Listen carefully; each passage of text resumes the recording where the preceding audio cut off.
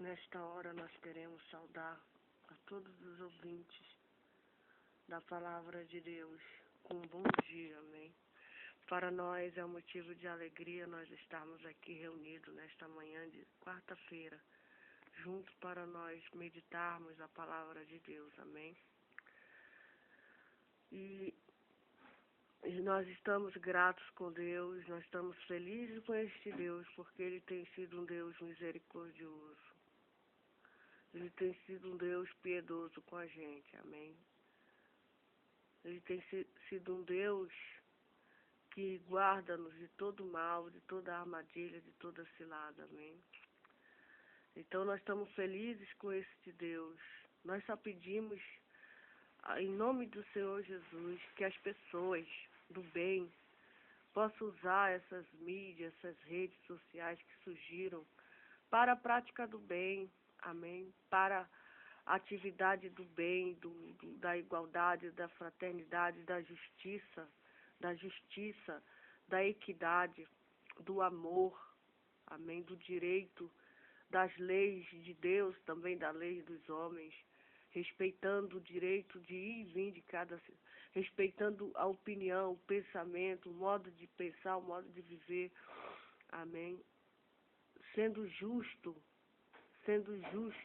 amando a justiça, amém? Amando a justiça, amando a Deus sobre todas as coisas. Então nós pedimos que as pessoas venham temer a Deus, respeitar as leis de Deus, respeitar as leis do Senhor Jesus Cristo, amar o próximo como a si mesmo, amar o próximo e colocar tudo na mão de Deus. Colocar tudo na mão de Deus, porque numa hora Deus vai julgar os vivos e os mortos. Uma hora Deus vai bradar, Ele vai julgar as obras dos filhos dos homens. Ele vai julgar o que nós pensamos, a nossa opinião, Ele vai julgar. Agora todo mundo está fazendo o que bem quer, o que bem entende. Mas vai chegar um momento em que Deus vai dizer, chegou, basta. É a hora do juízo, é a hora da prestação de conta, é a hora de separar o joio do trigo, é a hora de separar a verdade e a mentira. É a hora da condenação e da salvação. É a hora. E vai chegar este dia, já está chegando. Amém? Quem creu, creu. Quem não creu, paciência. Né? Deus nos deu o livre-arbítrio. Deus nos deu o livre-arbítrio para nós crermos naquilo que a gente acha que é o certo. Amém? Naquilo que a gente acha que é o certo. Né? Então nós devemos respeitar a vontade de cada um. E não é o que acontece. Não é é verdade? Hoje as pessoas estão extorquindo, estão exercendo a força, né? Estão praticando a criminalidade, a marginalidade, a falsidade, enfim, fazendo todo tipo de maldade com o próximo, matando, roubando, cometendo todo tipo de injustiça, de iniquidade, né? Violando, enfim, perseguindo, fazendo perseguições, fazendo, enfim, embaraços. Então é muito triste quando a gente se depara com uma situação dessa, em que a gente tem que lutar contra as forças do mal, contra as forças da injustiça, da iniquidade, contra as forças das trevas, contra aquilo que é contra a palavra de Deus. Mas nós somos soldados de Cristo, nós temos que tomar uma posição e combater o bom combate. Combater o bom combate confiando em Deus, confiando na misericórdia de Deus, confiando na sinceridade de Deus, confiando na mão forte de Deus, que Ele vai nos ajudar. Ele nos conhece, Ele sabe que a gente é pó e cinza. Ele sabe que a gente é carente dEle, Ele sabe a nossa alimentação, Ele sabe de tudo. A Bíblia diz que o Deus da Bíblia sabe ver tudo. E nós esperamos o quê? Esperamos a justiça dEle, esperamos que Ele venha julgar. Está entregue tudo na mão de Deus. Tudo na mão de Deus. Amém? Então, em Isaías capítulo 8, o profeta Isaías, ele fala da ruína dos reinos de Israel e a ruína do reino da Síria. Em Isaías capítulo 8 diz: Disse-me também o Senhor, toma um grande volume, escreve nele em estilo de homem, apressando-se ao despojo, apressou-me a pressa. Então tomei comigo fiéis testemunhas, ele tomou consigo as testemunhas fiéis, a Urias, o sacerdote, e a Zacarias, filho de Jeberequias, e ele foi ter lá com a profetisa, a mulher dele, que era também uma profetisa. E ela deu à luz, ela concebeu, ela deu à luz um filho, e quem deu o nome do filho dela foi o próprio Deus, o próprio Senhor que disse: põe o nome de Maé Salai Asbais, porque antes que o menino saiba dizer meu pai ou minha mãe, se levarão as riquezas de Damasco e o despojo de Samaria diante do rei da Síria. E ainda continuou o Senhor a falar comigo, dizendo, o Senhor falava com ele: porquanto este povo desprezou as águas de Siloé, que corre brandamente, e com Rezi, e com o filho de Ramaninha se alegrou, eis que o Senhor fará vir sobre ele as águas do rio, forte, impetuosa.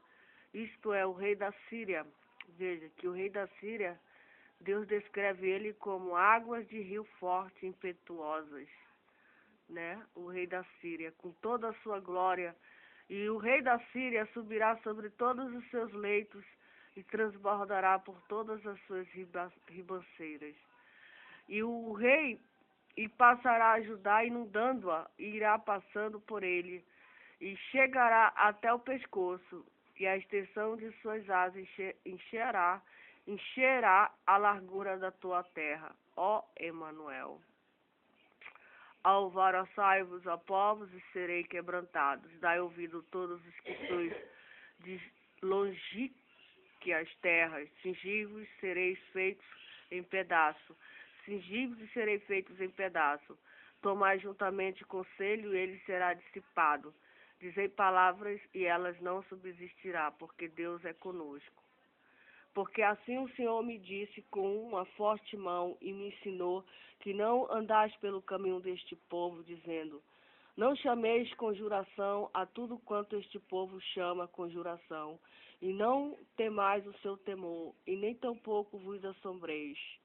Ao Senhor dos Exércitos, a ele santificai, e seja ele o vosso temor, e seja ele o vosso assombro. Então ele vos será santuário, mas servirá de pedra de tropeço e de rocha de escândalo às duas casas de Israel, de laço e rede aos moradores de Jerusalém. E muitos dentre eles tropeçarão e cairão, e serão quebrantados, e enlaçados e presos. Liga o testemunho e sela a lei entre os meus discípulos.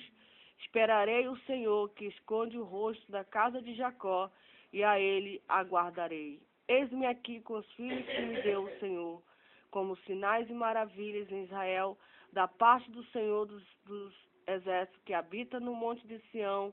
Quando vos disserem, consultai os que têm espíritos familiares, e os adivinhos que cheiram e murmuram entre dentes, não recorrerá um povo ao seu Deus? A favor dos vivos, interrogar-se-ão os mortos?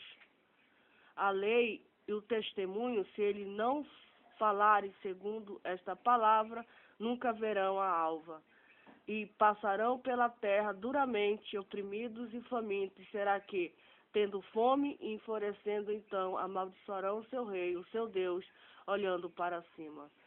E olhando para a terra, eis que haverá angústia e escuridão, e serão entenebrecidos como ânsias e arrastados para a escuridão. Amém? Glória a Deus. Então, o Senhor fala que a gente não devemos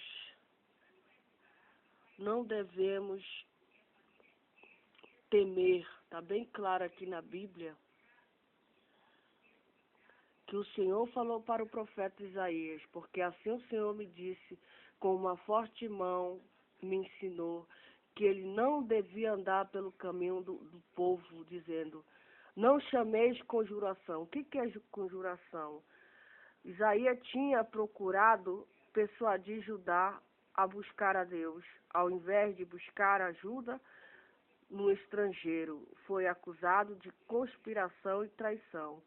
Semelhantemente, no decurso da história da igreja, aqueles que procuram manter a igreja distante do humanismo e de um cristianismo antibíblico e, ao mesmo tempo, trazê-lo de volta ao seu poder, santidade e missão originais, frequentemente são alvos de perseguição e repúdio.